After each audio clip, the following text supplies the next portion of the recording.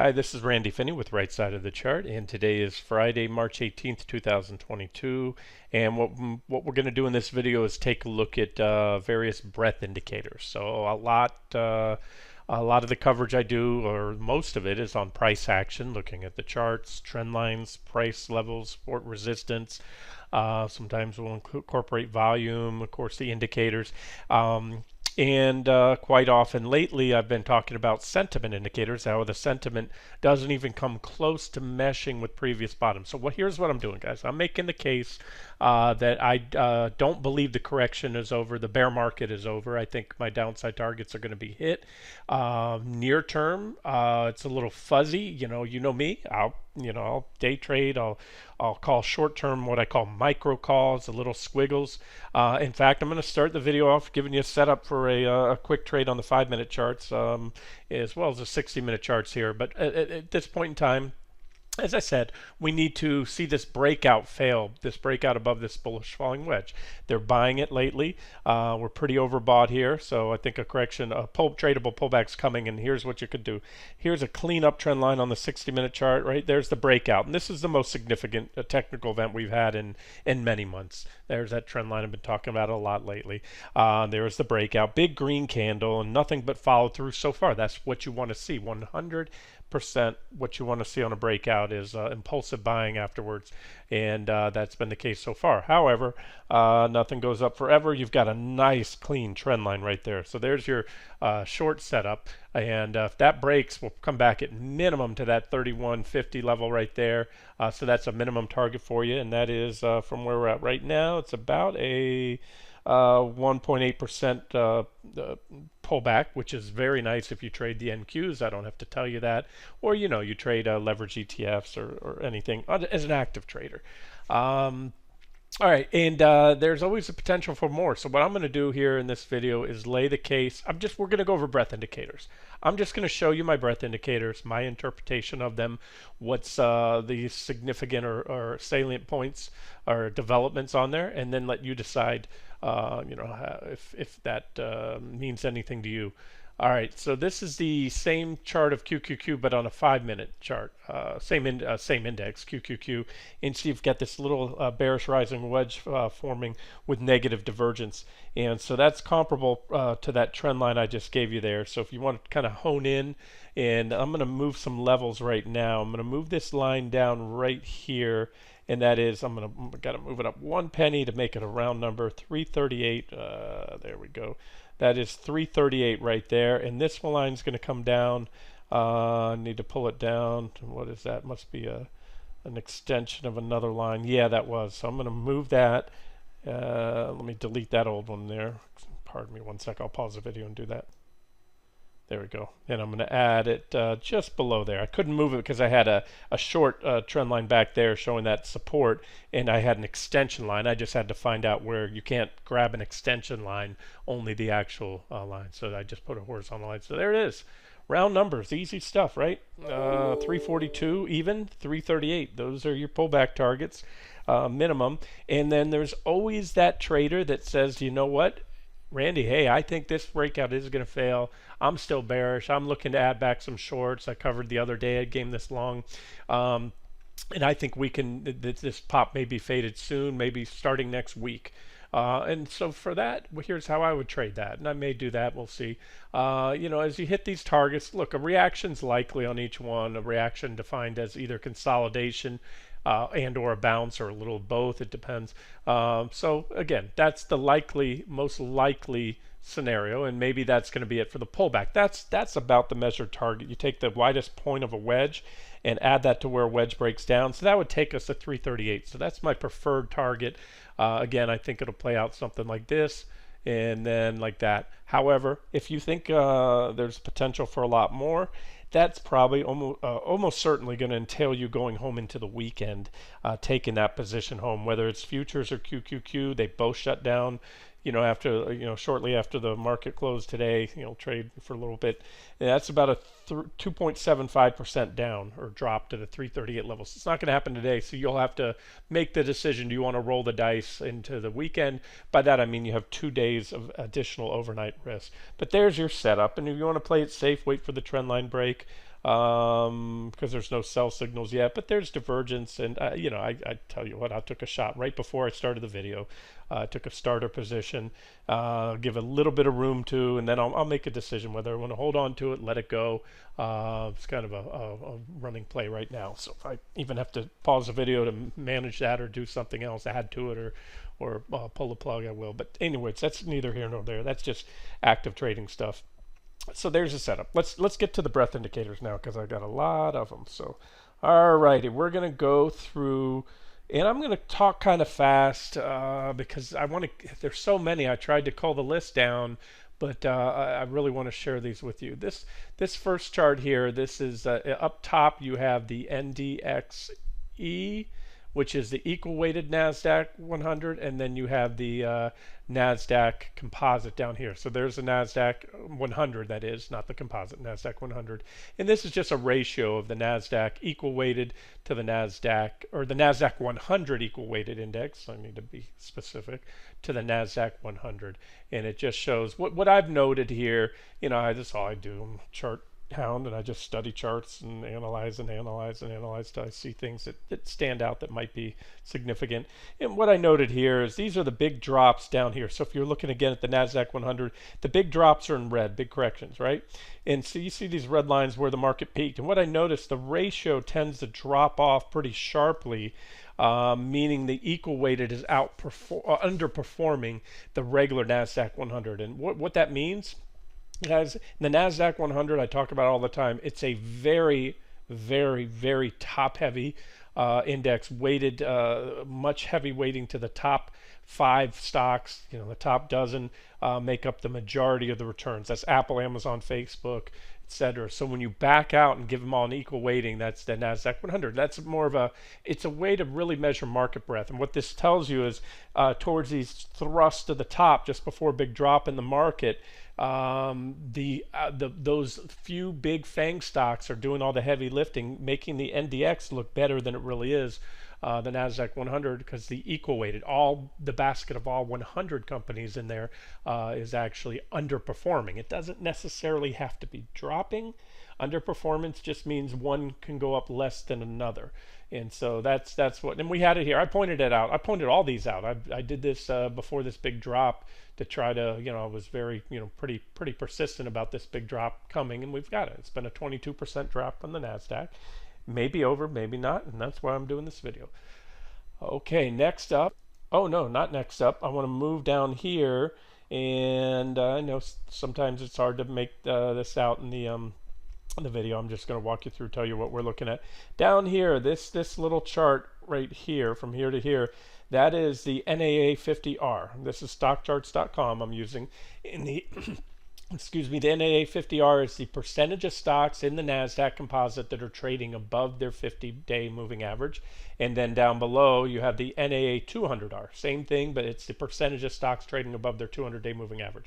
So that indicator is going to be bound by 0 and 100, because you can never have more than or less than 0% of their stocks trading above their 50-day moving average, and you can never have more than 100%, right? So it's range bound, and you're never going to get to exactly 0 or exactly 100.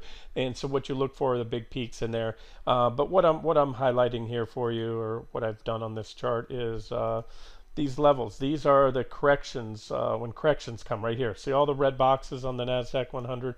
Those are your corrections, and you can see what happens is you cross below that line, and when you're below it, you're in correction mode, and usually right around the time you come out and the correction's over, here, that crosses back above the 0 line, or the 50% line, I'm sorry, meaning half the stocks, once you hit the 50% line, half are trading above and half below their 50 days.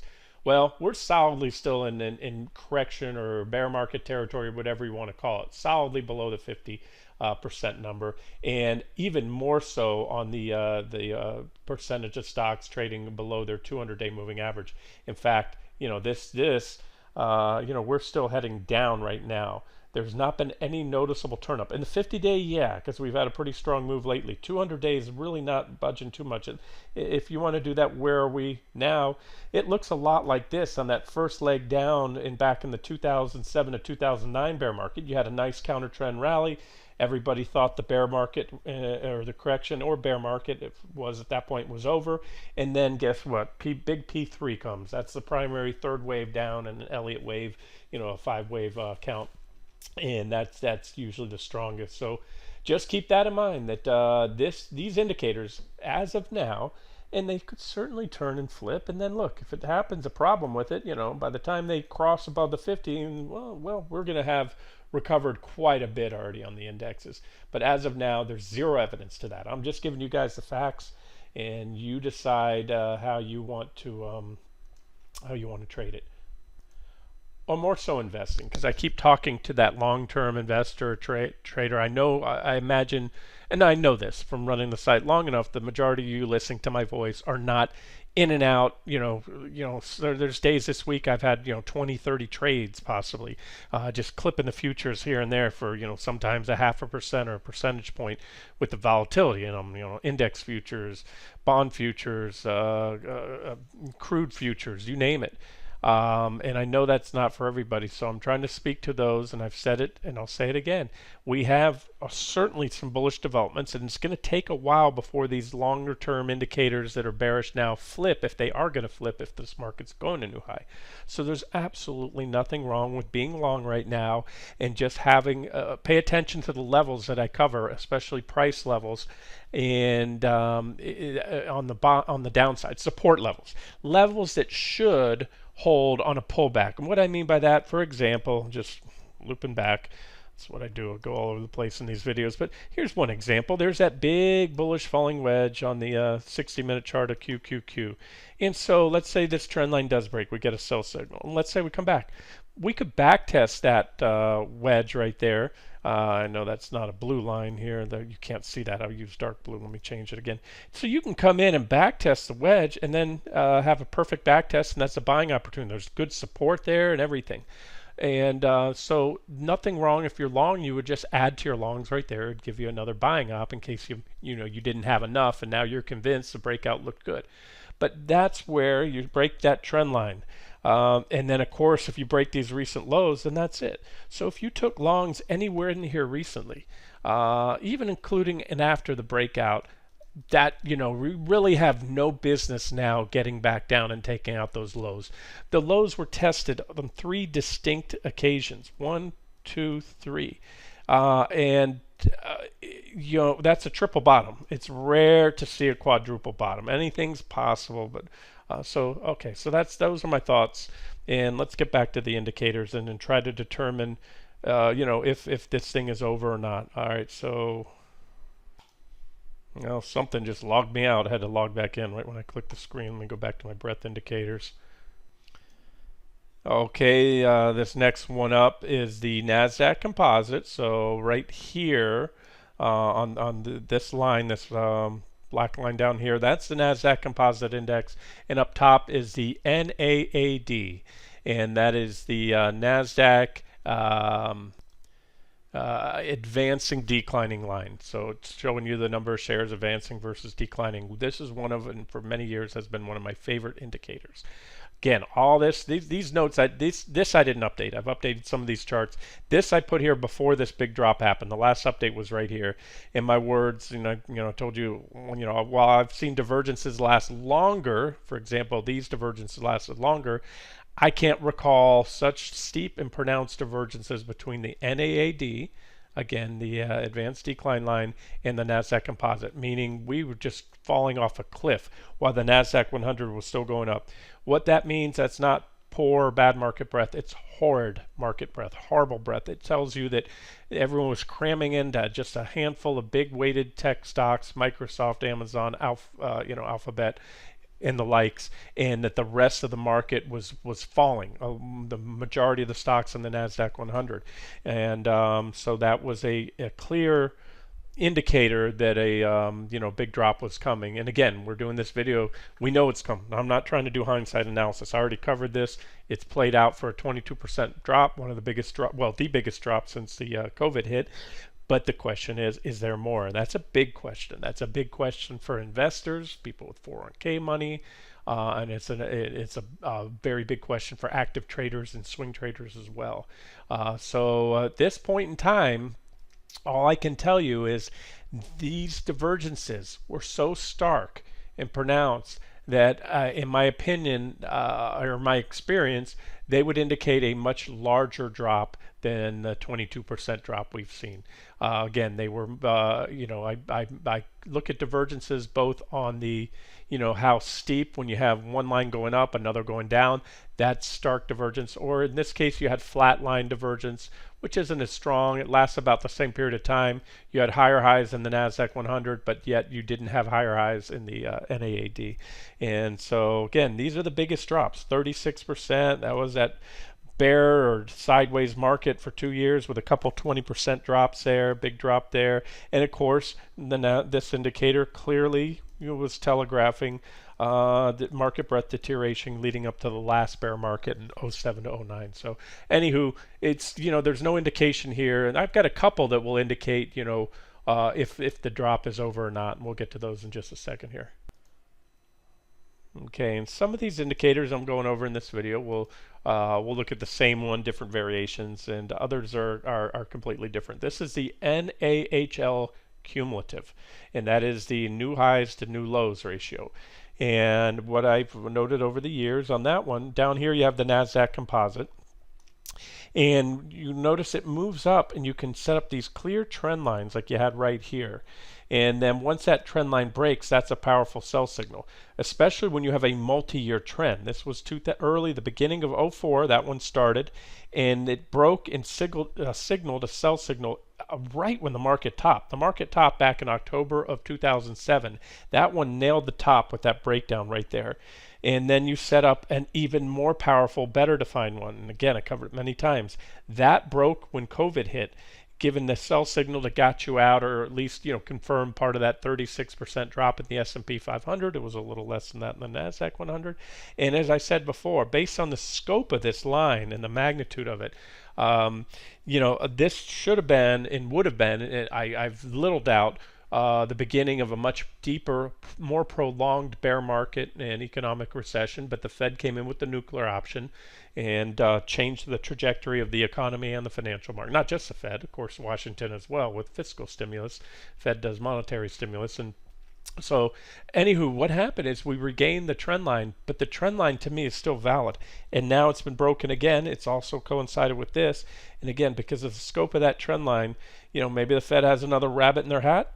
And if they don't, then this is saying we're probably in for something like this. This was the last real bear market. These were just corrections, even if they exceeded 20%. That's what I maintain. Okay, I've already covered this one. I have a couple variations. This looks like the same one. The big divergences on the NAAD, the advanced decline line versus the NASDAQ Composite. So we'll move on to the next one.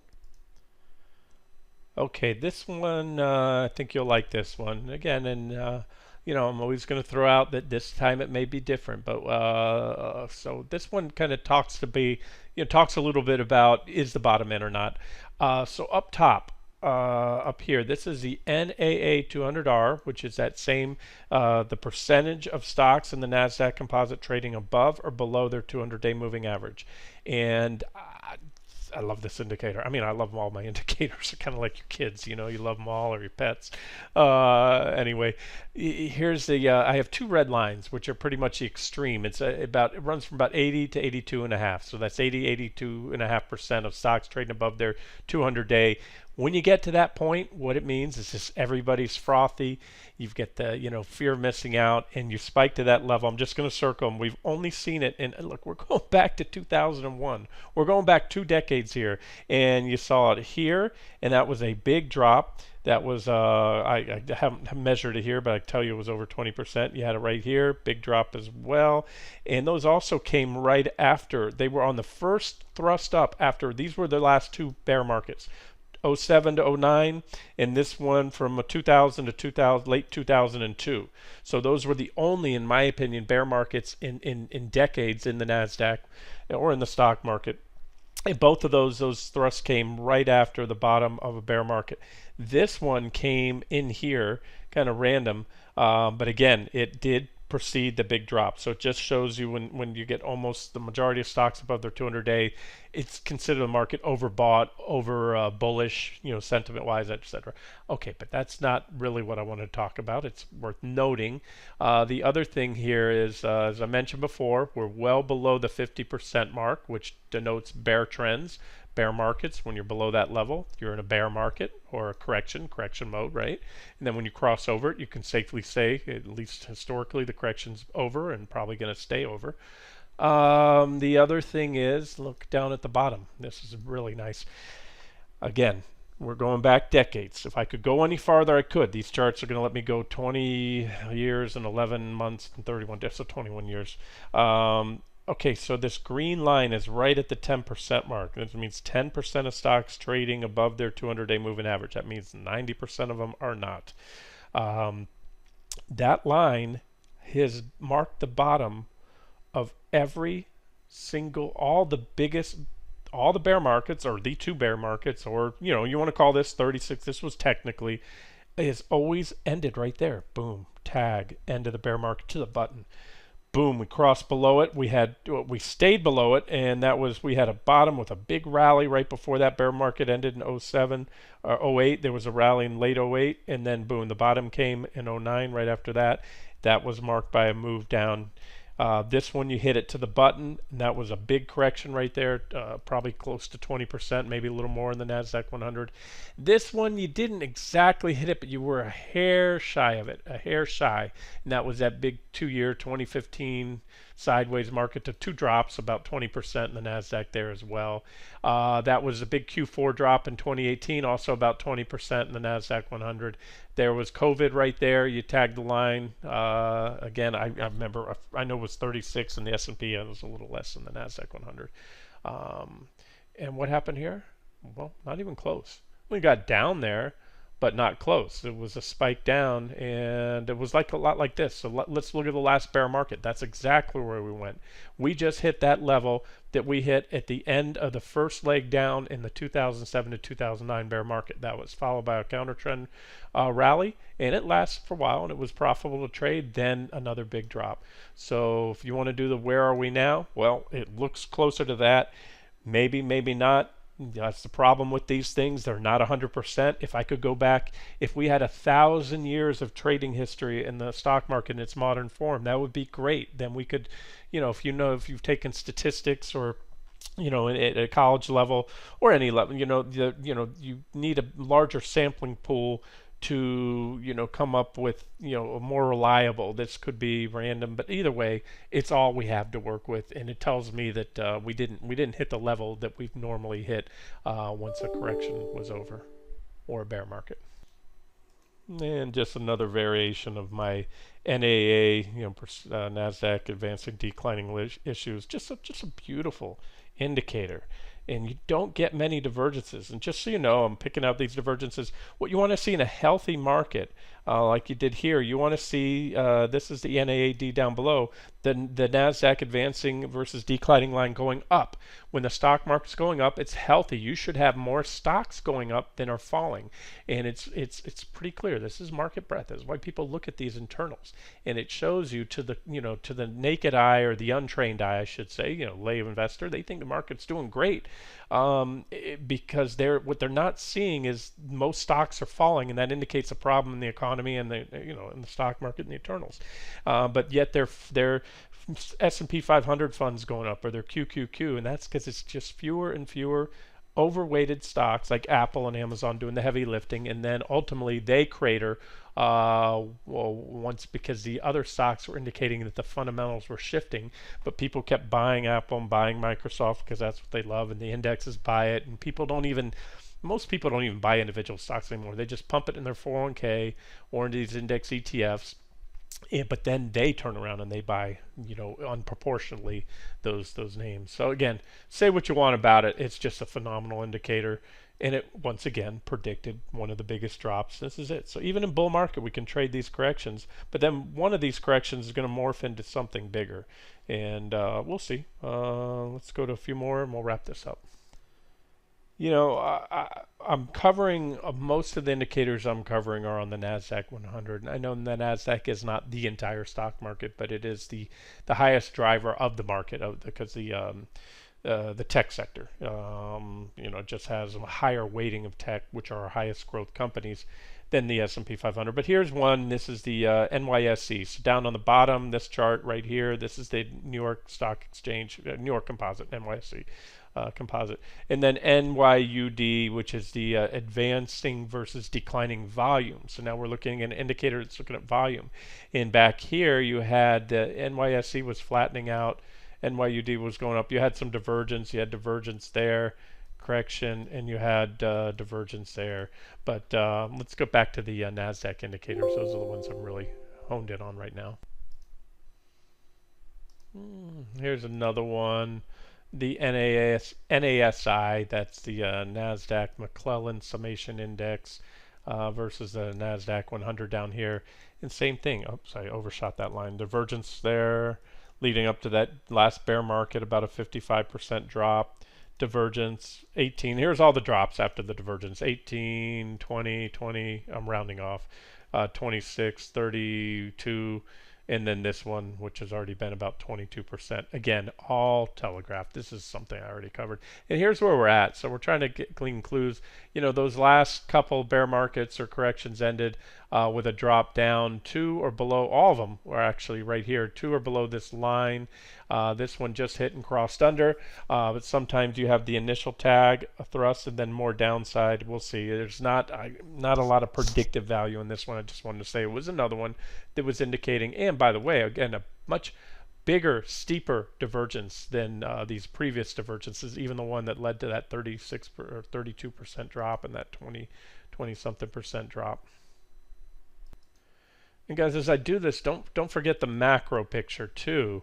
That speaks to where we may be heading even longer term, is that all along here we were in the easiest money cycle ever in history. There was a point where the Fed tried to tighten and then they reversed course, but they had carte blanche to do what they did. I never thought they had that much more dry powder before COVID hit, but they did, because they have virtually unlimited. I mean, really, what's the limit to how much money you can print? But we know the floor on rates is zero. You can't really go negative.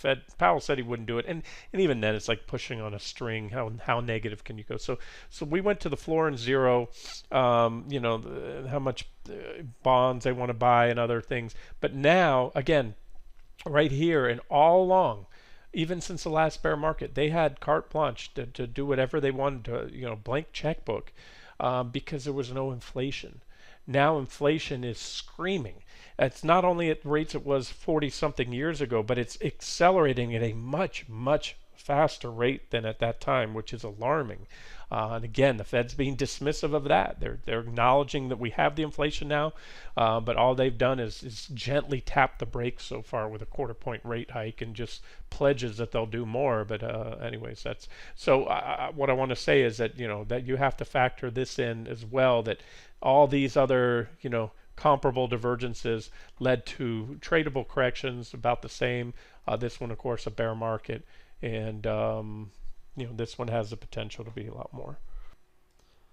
Okay, earlier I was showing those charts before with the NAAD that was on the daily. This is the NAADW, which means on a weekly. So this is on a closing weekly basis. I'm not using a candlestick; it's a line chart, but it's so it's the indicator. It's the same indicator, but on a different longer term time frame. And again, it's these divergences. We had it leading up to the 2000. We're going back now again over 2 decades. That was the dot-com bubble. We had big divergences leading into there, saying that fewer and fewer stocks were going up, and there was severe internal deterioration in internals, things not well under the hood, and that was a massive drop, 70-something%, I believe it was, in the NASDAQ 100. This was the 2007 to 2008 bear. It doesn't look like a lot, 55% right there, clearly telegraphed in advance. And then right at the end, before the top came, you had an even sharper drop off in the divergence between the NAAD weekly in the NASDAQ Composite. I didn't put it in log scaling down here. It would look a lot better. When you don't use log scaling, these big corrections and bear markets don't look as big as they were, because that's why you need to use log scaling. I'll fix that later. And again, it was telegraphed here. And now the big question is it over? This was very steep. We had divergence there before COVID. We had it here before that drop in 2015, 2016. We had it there before those drops, but nothing like this. As far as the amount of time, the divergences were about comparable, but this was a much more pronounced. The slope of this line was much more downward sloping, and this move in the stock market was much more upward sloping. So that is much more pronounced divergence than these previous divergences. And so again, it brings a question: is it over? Is that 22% drop the end? By that, there's no set formula where the bigger or the longer the divergence or steeper it is. Generally, that holds true where the bigger or steeper the divergence is, the bigger the ensuing correction. That's generally speaking, but it's not a set rule. I've seen big divergences that led, to smaller drops. Here's some cases. These were not very big drops back there. And then I've seen smaller divergences that led to bigger drops. But generally, again, the bigger the divergence, the bigger the drop, just like in that bear market, just like that one. Those were long-standing divergences, not as steep as the current one, but they were building for quite a while. I don't know if I covered this one in a different form yet. This is the NASDAQ new highs to new lows ratio, and same thing: divergence, divergence, divergence, divergence, divergence, and then boom, drops. And so it's climbing back, but then again, it's either going to have another leg down, or maybe this is it. Maybe it's over. Okay, this one I like. I mean, I like them all, but again, this is the another one. Just when you thought I couldn't show you any new other different indicators, there's a lot of breadth indicators out there. This is the NASDAQ advancing versus declining line. So it has the issues in the NASDAQ Composite that are going up versus those going down, and then this is the NASDAQ Composite. So what you had, this was the last bear market, 2007 to 2009, right? And so what you had is the market was going up. Everybody was long and bullish and thinking it would go up forever. But yet those that watch internals saw the market breadth was deteriorating, and then even a more pronounced drop off right towards the end on the final thrust up just before the market peaked in October. And then you were followed by a 55 or so % bear market.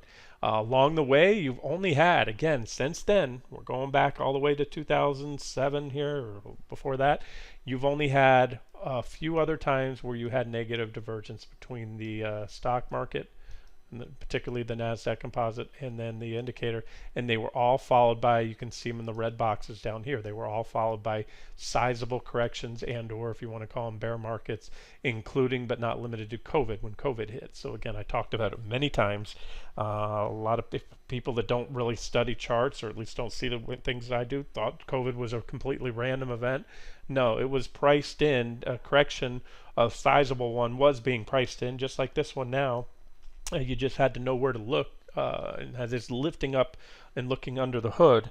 And again, that was just the catalyst for it, and it hadn't played out very fast, because it was a black swan event, but it was a black swan event that coincided. There would have been one fundamental catalyst or another ultimately that would have taken it down. And sometimes, just like the fourth quarter 2018, I remember the news, the media just couldn't figure out, and they were trying to slap any ridiculous headline on the cause for the drop, but it was technically induced. And this one again was telegraphed in advance. Oh, so what I want to show you, okay, so we're falling off a cliff. This is hardly recovered. Now look, we just broke out of that 60-minute wedge on the daily and 60-minute and daily charts, bullish falling wedge, I'm sorry. But you can see there's not been, other than there is a black candle, you probably can't see it in the video, there's not been much improvement. And that's one thing you'll look for. You want to see improvement in the internals, and we haven't seen that yet. Now maybe they improve as the market goes up, but I just want to say that this is really not showing any signs of a reversal yet. Okay, I think I showed a similar but different variation of this chart earlier on. If it's the same one, I apologize. I know it's a different chart, different board, but this is the NAHLR. the NASDAQ new high to new low ratio. And you can see here that like everything, you look for these divergences, negative divergences, 1, 2, 3, 4, one there, and a bigger one there, and then this one, and they all, and there was one leading up to this bear market there, but there's a 2008, 9 bear market, all the corrections, you can see them down below, including this one. I didn't shade the box red yet. Okay, so now this one, again, like the other one, it's similar, but I believe I'm looking at a different one here, I'm almost certain, and it's telling me the same thing, that when you look back, and let's just exclude, we'll do this for now. This was the last bear market. You hit it there. Everyone thought it was over, but you had the first bear market rally, but then things got a lot worse, and you had 2 spikes below it. But since then, let's go off my thesis or theory that we're in an ongoing bull market that started back in the beginning of '09, March of '09.